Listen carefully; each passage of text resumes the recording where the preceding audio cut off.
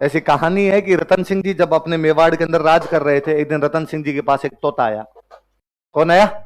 और उस तोते ने आकर, रतन सिंह जी यहां से 7 समंदर पार जैकलिन फर्नांडिस रहती है, वो श्रीलंका की है।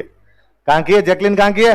श्रीलंका। तो कहा वो रहती है और इतनी सुंदर है, इतनी सुंदर है, क्या ही बताऊं आपको, और आपको उससे ब्याह कर लेना चाहिए। और रतन सिंह जी उस तोते के पीछे पीछे चले गए। रुपए टक्के ज्यादा लेके नहीं गए थे, वहां जाते रुपए पैसे खत्म हो गए, श्रीलंका की राजकुमारी दिखी नहीं उनको। तो अब क्या करे वहां पे? तो कहते वहां सन्यासी बन गए, जोगी बन गए। 7 साल तक वहां जोगी के वेश में, सन्यासी के वेश में इधर उधर घूमते रहे। 7 साल बाद एक दिन गंधर्व से इनकी नजर रतन सिंह पर पड़ी और उन्होंने कहा कि यार जेंटलमैन, तुम शक्ल सूरत से तो थोड़े रॉयल फैमिली के बंदे से लगते हो, अच्छे परिवार के लगते हो, और ऐसे इस युवा अवस्था के अंदर भरी जवानी में सन्यास धारण करने का क्या कारण है तुम्हारे? और रतन सिंह ने कहा साहब, मेरा सन्यास का कारण आपके महलों के अंदर मौजूद है। गंधर्व सेन को इस बात का पता चला। गंधर्व सेन बेचारा बड़ा राजी हुआ। भाई श्रीलंका के राजा की क्या औकात की मेवाड़ के राजा को मना करे, और उसने अपनी बेटी पद्मिनी की शादी किसके साथ कर दी? रतन सिंह। रतन सिंह जी हंसी खुशी अपने घर वापस लौट के आ गए, अपना हंसी खुशी पद्मिनी के साथ जीवन यापन कर रहे थे। रतन सिंह के दरबार में एक पंडित जी रहते थे, जिन पंडित जी का नाम था राघव चेतन। पंडित जी का नाम क्या था? किसके दरबार में? रतन से। विद्वान व्यक्ति थे। कहते हैं एक दिन इन्होंने रानी पद्मिनी को देख लिया और देखते पंडित जी नीचे गिर गए। रतन सिंह जी को ये बात पता चली। उन्होंने कहा पंडित जी, दूसरों की लुगाइयों पे थी खोटी खोटी नीत आप, और आज के बाद दरबार में दिखे ना मैं टांगे तोड़ दूंगा, भग यहां से।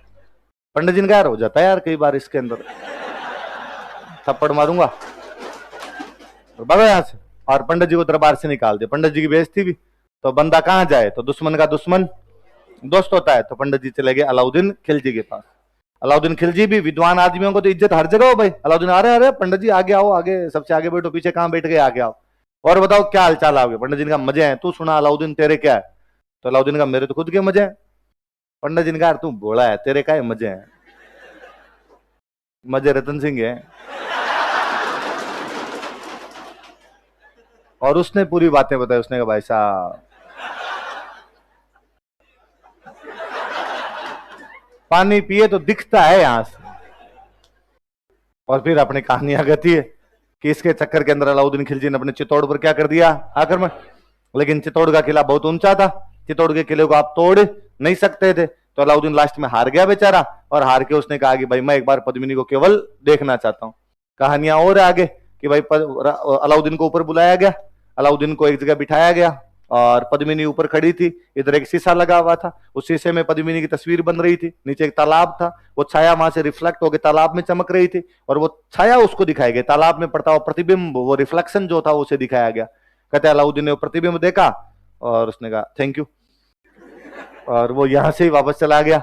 और कहते हैं जब वो नीचे जा रहा था चित्तौड़ के किले से, तो रतन सिंह जी उसको सी ऑफ करने के लिए गए, और जैसे नीचे वहां पर पहुंचे, अलाउद्दीन जगीरा की तरह कमीनापन कूट कूट के भरा हुआ था उसमें। उसने रतन सिंह जी को गिरफ्तार कर लिया और उसने कहा जब तक पद्मिनी मेरे पास नहीं आएगी तब तक मैं छोड़ूंगा नहीं। पद्मिनी को यह बात पता चली तो कहते पद्मिनी के एक भैया थे जिनका नाम था गोरा। क्या नाम था? और एक भतीजे थे जिनका नाम था बादल। भैया का नाम तो क्या था? गोरा, और भतीजे का नाम बादल। तो उन्होंने अपने भाई, और ये दोनों आपस में भी चाचा भतीजा थे, इनको बुलाया, इनको बुला के कहा कि भाई भाई अब राखी के बंधन के फर्ज को निभाने का समय आ चुका है और हमें क्या करना चाहिए। तीनों ने मिलकर प्लानिंग की। कहते पद्मिनी जितनी सुंदर थे उतने बुद्धिमान हुआ करते। अलाउद्दीन के पास मैसेज किया कि भाई पद्मिनी राजा रतन सिंह के पास आने के लिए तैयार है, लेकिन जब रानी पद्मिनी आएगी तो उनके साथ उनकी नौकरानियां और आएगी। तो अलाउद्दीन ने कहा ओ भेजो, तो क्या है उसमें। तो कहा कि भाई पहले वो महिलाएं घर से बाहर पैदल तो जाती नहीं थी, पालकियों में बैठ बैठ के जाती। एक पालकी को उठाने के लिए कितने बंदे थे? 4। तो 4 नीचे पालकी उठाने वाले सैनिक। सारी पालकियों में महिलाएं बिठाई नहीं, सबके अंदर सैनिक। ऐसे 100-150 पालकियां तैयार की। आगे आगे पालकी के अंदर पद्मिनी बैठी। अलाउद्दीन के कैंप के पास पहुंचे, वहां जाके फिर एक मैसेज किया कि पद्मिनी अंतिम बार राजा रतन सिंह से मिलना चाहती है, और पद्मिनी को मिलने के लिए भेजा गया। वहां पद्मिनी जितने सुंदर थे, जितने बुद्धिमान थे, उतने बहादुर थे, उतने वीर थे। और उन्होंने वहां पर जो 2, 5, 7, 10 बॉडीगार्ड खड़े थे उनको मार दिया और रतन सिंह को लेके वहां से निकल गई। ये बात जब तक अलाउद्दीन को पता चलता कि रानी पद्मिनी खुद तो गई, वो गई साथ में किसको ले गई, और ये जब तक लड़ने के लिए तैयार होते तब तक इनका मुकाबला करने के लिए सामने तैयार कौन खड़े थे? ऐसा कहा जाता उस लड़ाई में गोरा लड़ता हुआ काम आ गया था। बादल अपनी सेना को पीछे लेते लेता चित्तौड़ के किले के अंदर घुस जाता है। अलाउद्दीन खिलजी अब खार खा गया भयंकर तरीके से। 8 महीने का घेरा डाल के चित्तौड़ के बाहर बैठा रहा। तब तक किले के अंदर का अनाज खत्म हो गया, किले के अंदर का पानी खत्म हो गया। अब और कोई तरीका नहीं था, भूख और प्यास से मरेंगे, इससे अच्छा तो क्या कर लिया जाए, साका। और कहते हैं रतन सिंह साका करते हैं, जिसमें रानी पद्मिनी जौहर कर लेती है और रतन सिंह ने क्या कर लिया था, केसरिया। ये चित्तौड़ का पहला साका था। चित्तौड़ का कौन सा साका था, 1303। कब किया गया था, 1303 ईस्वी के अंदर किया गया था। पहले बड़ी बात, तो पद्मिनी की सुंदरता के बारे में अलाउद्दीन को बताने वाला आदमी कौन था, लिखो। राघव चेतन ने अलाउद्दीन को पद्मिनी की सुंदरता के बारे में बताया था। राघव चेतन ने अलाउद्दीन को पद्मिनी की सुंदरता के बारे में बताया था। Raghav Chetan told Alauddin about beauty of queen Padmini. Raghav Chetan told Alauddin about beauty of queen Padmini. Raghav Chetan ने अलाउद्दीन को पद्मिनी की सुंदरता के बारे में बताया था। Raghav Chetan told Alauddin about beauty of queen Padmini. Told Alauddin about beauty of queen Padmini. Padmini की सुंदरता के बारे में बताया था।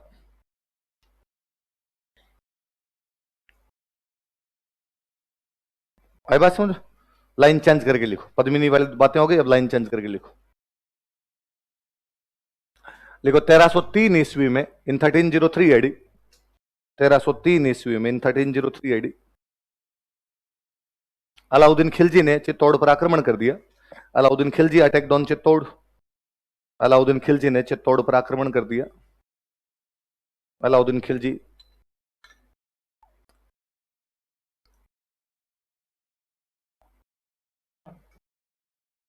Attacked on Chittor. लिखो आक्रमण के कारण, causes of attack.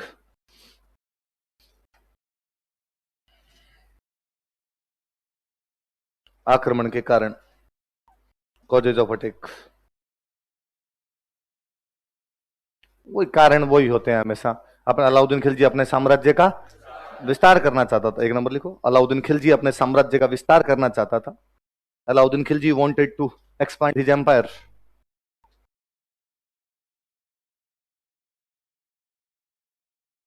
Alauddin Khilji अपने साम्राज्य का विस्तार करना चाहता था। Alauddin Khilji wanted to expand his empire. मैंने आपको शुरुआत की क्लासों से बताया कि अपने राजस्थान में 2 किले सबसे महत्वपूर्ण थे, चित्तौड़ और रणथंभौर। कौन कौन से? अलाउद्दीन खिलजी 1301 में रणथंभौर जीत चुका था। स्वाभाविक रूप से उसका अगला निशाना कहां पर होगा? चित्तौड़। लिखो, इसी लाइन में कंटिन्यू करो, इसी लाइन में कंटिन्यू करना। वह रणथंभौर किला पहले ही जीत चुका था। ही ऑलरेडी कैप्चर्ड रणथंभौर फोर्ट। वह रणथंभौर किला पहले ही जीत चुका था। ही ऑलरेडी कैप्चर्ड रणथंभौर फोर्ट। वह रणथंभौर किला पहले ही जीत चुका था। ही ऑलरेडी कैप्चर्ड रणथंभौर फोर्ट। वह रणथंभौर किला पहले ही जीत चुका था तथा अब चित्तौड़ जीतना चाहता था। Now wanted to capture Chittor. तथा अब चित्तौड़ जीतना चाहता था। Now wanted to capture Chittor. क्यों भाई चित्तौड़ क्यों जीतना है? वही सेम बात रणथंभौर वाली। बहुत ऊंचा किला था, बहुत बड़ी बड़ी दीवारों से घिरा हुआ था, अंदर पानी के अनाज का स्टॉक किया जा सकता था। इसका मतलब चित्तौड़ के किले का सामरिक महत्व है। कैसा महत्व है? 2 नंबर लिखो, चित्तौड़ का किला अपने सामरिक महत्व के लिए प्रसिद्ध था। Chittor fort was famous for its strategic importance. Chittor किला अपने सामरिक महत्व के लिए प्रसिद्ध था। Chittor fort was famous for its strategic importance. Chittor किला अपने सामरिक महत्व के लिए प्रसिद्ध था। Chittor fort was famous for its strategic importance. Chittor किला सामरिक महत्व के लिए, वही दिल्ली से मालवा, दिल्ली से गुजरात जाने वाला जो ट्रेड रूट था वो इनके आसपास से गुजरता। तो इन पे यदि कंट्रोल कर लोगे तो इस रूट पे भी क्या कर लोगे? कंट्रोल कर लोगे। लिखो, चित्तौड़ किला दिल्ली से मालवा तथा गुजरात के व्यापारिक मार्गों पर स्थित था। चित्तौड़ किला दिल्ली से मालवा तथा गुजरात के व्यापारिक मार्गों पर स्थित। Chittor fort was located on trade routes from Delhi to Malwa and Gujarat. Chittor fort was located on trade routes from Delhi to Malwa and Gujarat. Chittor किला दिल्ली से मालवा तथा गुजरात के व्यापारिक मार्गों पर, दिल्ली से मालवा तथा गुजरात के व्यापारिक मार्गों पर स्थित। Was located on trade routes from Delhi to Malwa and Gujarat. एक और बड़ी जोरदार चीज देखो, दिल्ली से गुजरात जाओगे तो आपको राजस्थान के अंदर से होकर जाना पड़ेगा। अलाउद्दीन खिलजी जब गुजरात पर अटैक करने के लिए जा रहा था तब अपने यहाँ पे चित्तौड़ में राजा हुआ करते समर सिंह। चित्तौड़ में राजा कौन थे? रतन सिंह के पिताजी। रतन सिंह से ठीक पहले अपने राजा कौन थे? समर सिंह। ये समर सिंह वही है जिनको रणथंभौर वाला हमीर हरा के जाता है। हमने पढ़ा था रणथंभौर के हमीर ने मेवाड़ के समर सिंह, आबू के प्रताप सिंह, दाहर के भोज परमार सेकंड और भीमरस के अर्जुन को राय पड़ा था। ये समर सिंह वही है हमीर जिनको हरा के गया था, पर शक्तिशाली आदमी थे। ठीक है, हमीर से लड़ाई हुई, उसमें हार गए होंगे। अलाउद्दीन खिलजी जब गुजरात जा रहा था, तो आपको गुजरात जाना तो मेवाड़ के अंदर से होके जाना पड़ेगा। मेवाड़ के अंदर से होके जाना पड़ेगा, तो उसने समर सिंह से परमिशन मांगी। भाई किसी के घर के अंदर से होके जाओगे परमिशन लेनी पड़ेगी कि सर क्या मैं आपके मेवाड़ से होकर गुजर सकता हूं? उनका क्यों, कैसे गुजर सकता है तू? तो कि सर मैं तो गुजरात जा रहा था और आपको कुछ नुकसान नहीं पहुंचा। उसने कहा नुकसान पहुंचा है नहीं पहुंचा है, हमारे घर के अंदर से कैसे जा सकता है? सब क्या तरीका हो सकता है? तो कहा टोल टैक्स लगेगा। क्या लगेगा? टोल टैक्स होता है, रास्ते से जाने पर आपको टैक्स देना पड़ता है। अलाउद्दीन का स्टाफ, भाई मैं राजा आप राजा, थोड़ा स्टाफ तो चलता ही है। ना ना कोई स्टाफ नहीं। अलाउद्दीन ने कहा तुम मेरे से टैक्स ले तो रहे हो, पर आते टाइम मैं तुम्हें मारूंगा। तब का तब देखेंगे, एक बार टैक्स दे के जाओ। तो जब ये यहां से जा रहे थे, तब समर सिंह ने क्या ले लिया था? लिखो, अगला कारण लिखो। गुजरात आक्रमण के दौरान, ड्यूरिंग गुजरात अटैक, गुजरात आक्रमण के दौरान, ड्यूरिंग गुजरात अटैक, समर सिंह ने अलाउद्दीन खिलजी से कर वसूला था। Samar Singh collected tax from Alauddin Khilji. Samar Singh ने अलाउद्दीन खिलजी से कर वसूला था। Samar Singh collected tax from Alauddin Khilji. Samar Singh ने अलाउद्दीन खिलजी से कर वसूला था। Samar Singh collected tax from Alauddin Khilji.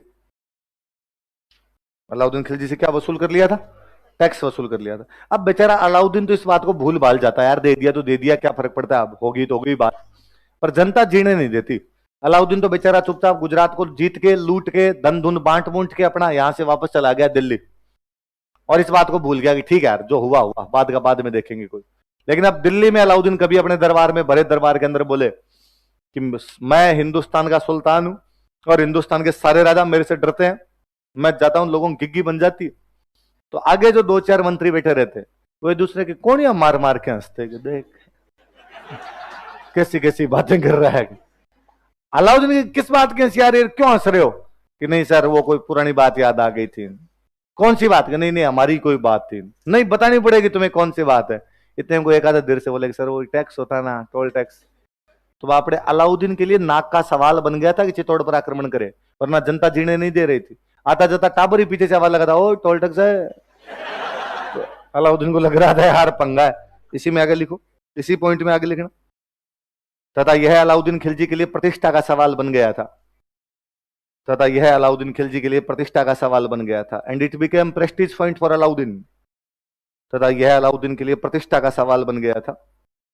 And it became Prestige point for Alauddin, कि नाक का सवाल था यार उसके। And it became Prestige point for Alauddin, यह अलाउद्दीन के लिए प्रतिष्ठा का सवाल बन गया था, इज्जत का सवाल बन गया था। अच्छा मुझे एक बात बताओ, जैतर सिंह इल्तुतमिश को पीट पाट के भगा देता है यहां से, समर सिंह अलाउद्दीन से टैक्स ले लेता है, तो मेवाड़ शक्तिशाली है कमजोर है? वो जो अभी अपने इतनी देर तक आधे घंटे की जो बातचीत की थी कि कोई भी देश ये नहीं चाहेगा कि उसके पड़ोसी शक्तिशाली हो। हर देश अपने पड़ोसियों को कमजोर बना के रखना चाहता है, हर देश अपने पड़ोसियों को नियंत्रित करके रखना चाहता है। अलाउद्दीन इस बात को कैसे सहन कर पाएगा कि मेवाड़ इतना शक्तिशाली हो जाएगी, दिल्ली से टैक्स ले ले? तो अलाउद्दीन मेवाड़ की बढ़ती हुई शक्तियों को नियंत्रित करना चाहता था। लिखो, अलाउद्दीन मेवाड़ की बढ़ती हुई शक्तियों को नियंत्रित करना चाहता था। Alauddin wanted to control increasing power of Mewar. Alauddin wanted to control increasing power of Mewar. Mewar की बढ़ती हुई शक्तियों को नियंत्रित करना चाहता था।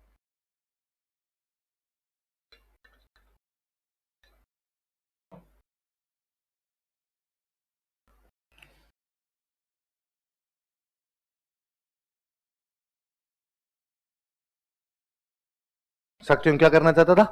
पढ़ो देखिए क्या क्या कारण है, ये मुख्य मुख्य से कारण।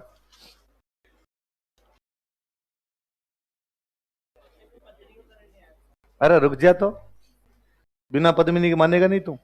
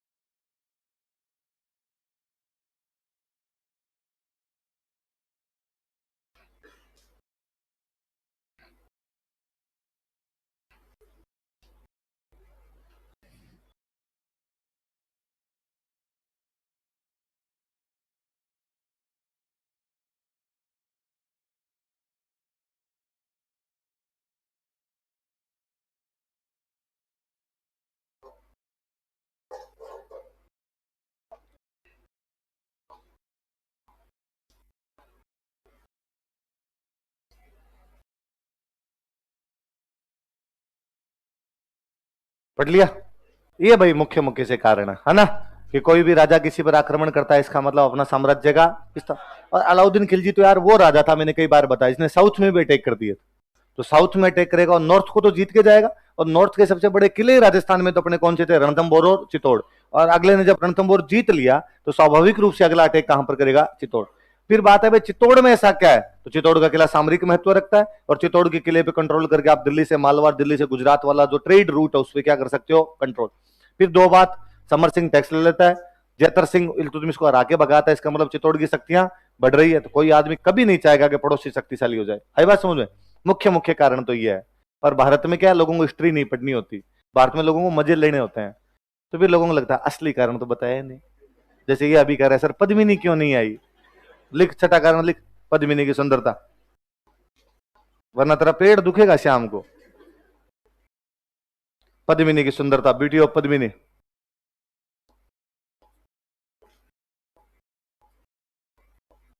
बाकी ऐसा कोई कारण नहीं। क्यों कारण नहीं, मैं दो दो तरीके बताता हूं। एक तो यदि हम कहें कि अलाउद्दीन ने पद्मिनी के लिए आक्रमण किया था, यदि इस बात को माना जाए, फिर कोई कहेगा यार अलाउद्दीन ने जालोर पर अटैक क्यों किया, सिवाना पर अटैक क्यों किया, रणथंभौर पर अटैक क्यों किया, और साउथ इंडिया पर अटैक क्यों किया, वहां तो पद्मिनियां नहीं थी। इसका मतलब अलाउद्दीन पद्मिनी के लिए आक्रमण तो नहीं कर रहा, आक्रमण किसके लिए कर रहा है, साम्राज्य विस्तार। फिर दूसरी बड़ी बात, जो मैंने अभी आपको पद्मिनी की कहानी सुनाई थी पूरी झूठी है, ऐसा इतिहास के अंदर कुछ भी नहीं हुआ था। अब पर मैं वो कहानी नहीं सुनाऊं तो स्टूडेंट को लगता है कि मास्टर जी को आ ही नहीं रहा, कुछ असली मुद्दे की बात भी तो आ ही नहीं रहे। पर कोई थोड़ा सा बच्चा दिमाग लगाने वाला हो, इस बात का तो दिमाग लगाए कि तोते कब बोलते हैं रे। कहानी कहती है कि तोता आया और तोते ने आगे कहा कि 7 समंदर पार एक लड़की रहती है, आपको पीछे पीछे चलना चाहिए। फिर तो आप ही तोते पाल लो दो चार, आगे मोहल्ले में तो बता ही देंगे कहां कहां जाना चाहिए। आपको ही थोड़े रूट सही हो जाएंगे, थोड़े से फालतू वेस्ट नहीं करना पड़े टाइम इधर उधर। फिर कहानी कहती है कि रतन सिंह 7 साल तक जोगी बन के घूमता रहा था, 1 साल राजा बना वो। उसका राजा के रूप में कार्यकाल ही कितना है, 1 साल। और फिर मुझे सबसे बड़ी हंसी तो उस बात पर आती है कि कितनी कॉन्ट्राडिक्टरी बात है कि पहले कहते हो श्रीलंका की राजकुमारी है, कहां की राजकुमारी है, फिर कहते हो सुंदर है। मतलब यार कहां से लाए यार तुम, हमने श्रीलंका क्रिकेट टीम देखी नहीं, और मुथैया मुरलीधरन के हाथ के दिए बोरिए नहीं भाई यार, तुम ठीक लाते हो। तो फिर यार बोली चाली नहीं, उनके साथ कोई लेना देना नहीं, आपने एक शब्द पकड़ा सिंहल और पकड़ के आप सीधे कहां पर पहुंच गए, श्रीलंका। ऐसा कुछ भी नहीं हुआ था। पद्मिनी वाली पूरी की पूरी कहानी झूठी है। कांच थान, कांच के अंदर फोटो थी। ये कहानी हुआ क्या कि 1540 के आसपास में यूपी के रहने वाले एक राइटर थे मलिक मोहम्मद जायसी। कहां के रहने वाले, यूपी के रहने वाले एक राइटर थे जिनका नाम क्या था, और इन्होंने एक बुक लिखी पद्मावत। कौन सी बुक लिखी, अवधी भाषा में। कौन सी भाषा में, अवधी भाषा। आप सब लोगों को आती है, हनुमान चालीसा पूरा अवधी भाषा में है। हनुमान चालीसा याद होगा, हनुमान चालीसा की जो भाषा है वो कौन सी है, अयोध्या आसपास का इलाका अवध कहलाता है, अवध की जो भाषा वो कौन सी होगी, अवधी। तो पद्मावत कौन सी भाषा के अंदर है, अवधी। कब की है, 1540। पद्मिनी वाली घटना कब की है, 1303। एक तो घटना के 237 साल बाद लिखी गई, घटना कितनी साल बाद लिखी गई, और इतनी सालों में पता नहीं कितने नमक मिर्च लगते हैं, इतने सालों में कहानियों के रूप चेंज हो जाते हैं। फिर सबसे बड़ी बात, मलिक मोहम्मद जायसी इतिहास नहीं है, मलिक मोहम्मद जायसी कवि है, और कवि कल्पनाएं करता है, और कवि कल्पनाओं में कुछ लिख सकता है। हम पढ़ते हैं बाकायदा, जहां ना पहुंचे रवि। तो यदि किसी कवि ने कविता के अंदर लिख रखा है कि लड़की की चाल हिरणी जैसी है, तो लड़की हिरणी की तरह थोड़ी चलती है, कुलान से मार मार के कौन कौन लड़कियां चलती है। पर कवि की कल्पना और अपने उसके अंदर भी राजी होते हैं, बस इतना ही है, और इसका कुछ ही मतलब नहीं है। तो पद्मिनी वाला पूरा प्लॉट ही झूठा है। पद्मिनी से इस प्रकार की जो भी संबंधित बातें हैं वो केवल मलिक मोहम्मद जायसी की इस घटना के बाद में शुरू हुई। और वैसे भी कोई घटना किसी घटना के जितने दिन बाद में जाएगी उसके अंदर उतनी चीजें जुड़ती चली जाएगी। फिर वो मैंने एक दिन आपको हंस वाली कहानी सुनाई होगी, खलील जिब्रान वाली बात बताई थी कि खलील जिब्रान एक सीरिया के राइटर हुए। खलील जिब्रान अपनी कहानी लिखते हैं, उस कहानी में लिखते हैं कि एक बार एक गांव के अंदर कुछ लड़के चौराहे पर खड़े थे और उन्होंने देखा कि एक गांव के अंदर से 7 हंसों का जोड़ा जुड़ता, बताई थी ना मैंने कि वहां 7 हंसों का जोड़ा एक उड़ता हुआ जा रहा था, और किसी एक लड़के ने कहा कि यार उसमें देखो, एक वो जो हंस है उसके राइट पैर के पास एक छोटा काला सा दाग है। और सबने देखा कि हाँ यार वहां छोटा काला सा एक दाग है। और अब वो उन्होंने गांव के अंदर आके बात बताई, उन्होंने कहा हमने 7 सफेद हंस देखे, उनमें एक हंस के इतना बड़ा काला दाग था। आज भी उस गांव में वो कहानी सुनाई जाती है कि हमारे यहां पर 7 काले हंस थे, 7 धीरे धीरे बढ़ते बढ़ते बढ़ते बढ़ते वो हो गए। वो मैं हमेशा कहता हूं कि मैंने अभी आपको पद्मिनी वाली कहानी सुनाई, मैंने आपको ये कहा भाई पद्मिनी सुंदर थी, उसके यहां से पानी दिखता था, ये बात बताई। आप घर पे जाके जब अपने रूममेट को सुनाते हो तो मेरे से 2 लगा के सुनाते हो, 2 नमक मिर्च अपनी तरफ से लगाते हो और आप कहते हो भाई साहब हो पूछ मत तू। अरे मैं बता ही नहीं सकता, वर्णन नहीं कर सकता, मैंने ऐसी कोई बातें नहीं बताई, पर आप बता दोगे, आपका फ्रेंड आगे जाके और अपने तरफ से इस्तेमाल करता होगा, भाई साहब इससे पहले ना तो कभी कभी ऐसी सुंदरी हुई थी, ना कभी ऐसी होगी। अच्छा, सबसे बड़ी बात है हमारे इतिहासकारों ने पद्मावत के अलावा बाकी किसी सोर्स को चेक भी नहीं किया। हमारे यदि सोर्स को थोड़े बहुत भी चेक कर लिए जाते तो कहानी थोड़ी बहुत फिर भी डंकी हो जाती। हमारे राजस्थान के सोर्स ये कहते हैं कि पद्मिनी पुगल की राजकुमारी थी। कहां की राजकुमारी थी? बीकानेर के अंदर एक जगह पड़ती है पुगल, कि वो पुगल की राजकुमारी थी। ये पुगल शब्द पद्मावत के अंदर आते आते उसने बना दिया सिंगल। अब पुगल पुगल पुगल करते करते वहां तक उसके पास सिंगल पहुंचा होगा यार कोई, और उसने सिंगल को अपने इतिहासकारों ने बना लिया सिंहल। बाकी उसने बेचारे ने ऐसा कुछ नहीं लिखा कि श्रीलंका की थी, अपने वालों का सिंगल लिखा है, इसका मतलब क्या होगा? सिंहल, और सिंहल है इसका मतलब क्या होगा? बाकी पुगल के लिए अपने राजस्थान के सोर्स खूब सारे कहते हैं कि पद्मिनी पुगल की राजकुमारी हुआ करती। अपने खूब सारे दोहे हैं कि पुगल गडरी पद्मणी तू रानी सिरमोड़, जैसलमेर जलम लियो परणी गढ़ची तोड़। कि ये पुगल की पद्मिनी तू सभी रानियों में सिरमौर है, जैसलमेर रियासत में तेरा जन्म हुआ और चित्तौड़ रियासत में तेरी शादी हुई। तब पुगल जैसलमेर रियासत के अंतर्गत आया करता था। जैसलमेर के राजा का एक भाई था पुण्यपाल सिंह भाटी, वो पुगल जाके माइग्रेट हो गया था, उसकी बेटी थी पद्मिनी। आज भी पश्चिमी राजस्थान के अंदर यदि कोई लड़का ज्यादा नखरे करे, वैसे शादी नहीं करूंगा, लंबी नहीं है पतली नहीं, तो घर वाले कह देते हैं क्या ठीक है रे, देख लेंगे कौन से पुगल की पद्मणी आएगी। आज भी पद्मणियों को तो कहां की माना जाता है? पुगल की माना जाता है। तो कहानी फिर भी थोड़ी बहुत सच्ची लगती है। अब तो मैंने जो भी पूरी कहानी सुनाई थी पूरी की पूरी झूठी है, ऐसा बीच के अंदर कुछ भी नहीं हुआ था। इसलिए ये कारण लिखो तो सबसे लास्ट में लिखना, नहीं भी लिखोगे तो भी चलेगा। ऐसा अलाउद्दीन खिलजी के आक्रमण के पीछे कोई भी कारण नहीं था, पर फिर भी आपका जीव मुझे पता है मानेगा नहीं, तो लास्ट में अटका देना कि रानी पद्मिनी की सुंदरता। पर स्टूडेंट ये नहीं करता। स्टूडेंट क्या करता है? क्वेश्चन आता है अलाउद्दीन खिलजी के 1303 के चित्तौड़ आक्रमण के कारण बताइए, स्टूडेंट ब्लैंक हो जाता है, बाकी वाले कारण उसके याद ही नहीं आते, उसके एक ही याद रहती, और फिर वो लिखते हैं रतन सिंह की रानी पद्मिनी अत्यधिक सुंदर राजकुमारी थी, अत्यधिक सुंदर रानी थी, और सुंदर रानियों के लिए तो अटैक किया ही जा सकता है, इसलिए अलाउद्दीन ने अटैक कर दिया था। तो बात को भगवान जाने कहां की कहां घुमा के लेके जाता है। लाइन छोड़ के नीचे लिखो, कारण हो गए, लाइन छोड़ के लिखना। 1303 ईस्वी में 1303 एडी, 1303 ईस्वी में 1303 एडी चित्तौड़ का पहला साका हुआ। First saka of Chittor was happened, Chittor का पहला साका हुआ, first saka of Chittor was happened.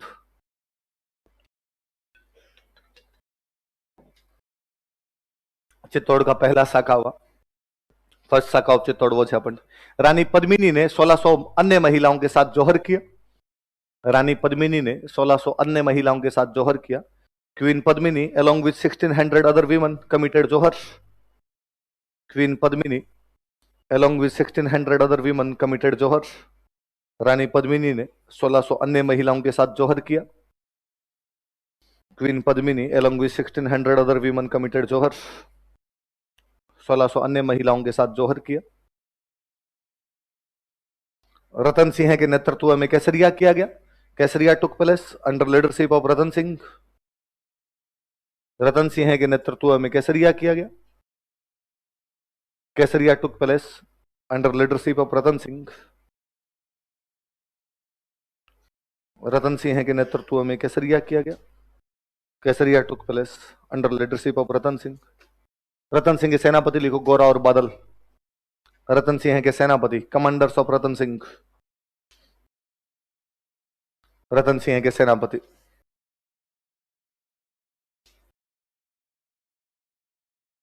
गोरा तथा बादल।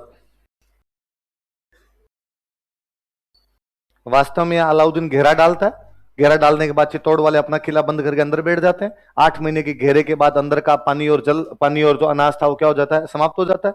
तो साका करते हैं, पद्मिनी जौहर कर लेती है, गोरा बदल रतन सिंह ये साके के अंदर लड़ते हुए मारे जाते हैं। अलाउद्दीन यहाँ पर कब्जा कर लेता है, और अलाउद्दीन तो गुस्से में था, 8 महीने तक बाहर बैठा रहा, वो अंदर गुस्से में था। जैसे वो अंदर घुसा, अंदर किले में निर्दोष पब्लिक बैठी थी। चित्तौड़ का किला बड़ा विशाल काय किला है, कहते हैं चित्तौड़ के किले में 30,000 लोग अंदर रखे जा सकते थे। कितने लोग रखे जा सकते थे? अब वो अंदर घुसा, उसके बहुत नुकसान हुआ। चित्तौड़ के मुट्ठी भर सैनिकों ने अलाउद्दीन की आधी से ज्यादा सेना काट के रख दी थी, और उसे गुस्सा आया कि यार एक तो 8 महीने से बाहर बिठा रखा था, और बाद में अपने अंदर आने के लिए भी इतना युद्ध करना पड़ा, इतने सारे सैनिक मरवाने पड़ गए। उन्हें चित्तौड़ में जो भी निर्दोष पब्लिक बैठी थी उन सबको मार दिया। उन्हें 30,000 लोग कटवाए थे यहाँ पे। कितने लोग कटवाए थे? और बाकायदा यूं गर्दनें काट काट के मीनारें बनवाई थी यहाँ, और किताबों में लिखवाया है साहब हमने कितने लोग काटे यहाँ पर आके, 30,000 लोग। तो लिखो, अलाउद्दीन ने चित्तौड़ पर अधिकार कर लिया। अलाउद्दीन कैप्चर्ड चित्तौड़। अलाउद्दीन ने चित्तौड़ पर अधिकार कर लिया। अलाउद्दीन कैप्चर्ड चित्तौड़, तथा यहां 30,000 लोगों का कत्लेआम करवाया। एंड मैसेकर्ड 30,000 पीपल हियर, तथा यहां 30,000 लोगों का कत्लेआम करवाया। एंड मैसेकर्ड 30,000 पीपल हियर, तथा यहां 30,000 लोगों का कत्लेआम करवाया। And massacred 30,000 people here. कितने हजार लोगों का कत्लेआम करवाया? 30,000 लोगों का कत्लेआम करवाया। हम पढ़ते हैं कि जैसे उसने रणथंभौर उलूग खान को दे दिया था, सिवाना उसने किसको दे दिया था? कमालुद्दीन गुर्ग। वो चित्तौड़ अपने बेटे को देता है, खिजर खान। किसको देता है? ये भी बताता अपने आप में कि चित्तौड़ की इंपॉर्टेंस ज्यादा है, तो उसने चित्तौड़ किसको दे दिया? अपने बेटे खिजर खान को दे दिया। लिख लो, उसने चित्तौड़ अपने बेटे खिजर खान को सौंप दिया। He handed over Chittor to his son Khizr Khan. उसने चित्तौड़ अपने बेटे खिजर खान को सौंप दिया। He handed over Chittor to his son Khizr Khan. He handed over Chittor to his son Khizr Khan. उसने चित्तौड़ अपने बेटे खिजर खान को सौंप दिया, तथा चित्तौड़ का नाम बदलकर खिजराबाद रख दिया। तथा चित्तौड़ का नाम बदलकर खिजराबाद रख दिया। And renamed Chittor as Khizrabad. तथा चित्तौड़ का नाम बदलकर खिजराबाद रख दिया। And renamed Chittor as Khizrabad. And renamed Chittor as Khizrabad. Chittor का नाम बदलकर क्या रख दिया? चित्तौड़ के किले में एक दरगाह बनी हुई थी, दाहिबी पीर की दरगाह। कौन सी दरगाह? पीर। पीर तो समझते हो, हिंदुओं में जो देवता, मुसलमानों में वही क्या हो जाता है? पीर। तो कोई पीर बाबा थे, और उन पीर बाबा की दरगाह बनी हुई थी चित्तौड़ के किले के अंदर। ये जो दाहिबी पीर वाली दरगाह है, इस दरगाह का हमें एक अभिलेख मिलता है। दरगाह क्या मिलता है? उस अभिलेख में चित्तौड़ का नाम खिजराबाद है। तो कोई अपने से पूछे कि भाई चित्तौड़ का नाम खिजराबाद आपको कौन से अभिलेख में क्या मिलता है, तो कौन से अभिलेख में? दाहिबी पीर की दरगाह। कब का अभिलेख है? 1300 सन पे ध्यान देना थोड़ा। कब का? इसका मतलब 1325 तक तो इसका नाम क्या मिल रहा है अपने को? खिजराबाद। क्यों? कब्जा तो कब कर लिया उन्होंने? 1303, पर 1325 तक इसको क्या बोल रहे थे? खिजराबाद। लिखो, दाहिबी पीर की दरगाह के अभिलेख में, दाहिबी पीर की दरगाह के अभिलेख में, in inscription of dargah of Dahibi पीर, दाहिबी पीर की दरगाह के अभिलेख में, in inscription of dargah of Dahibi पीर, कोष्टक में लिखना 1325 ईस्वी। दाहिबी पीर की दरगाह के अभिलेख में, in inscription of dargah of Dahibi Pir, Chittor का नाम खिजराबाद दिया गया है। Chittor is named as Khizrabad. Chittor का नाम खिजराबाद दिया गया है। Chittor is named as Khizrabad.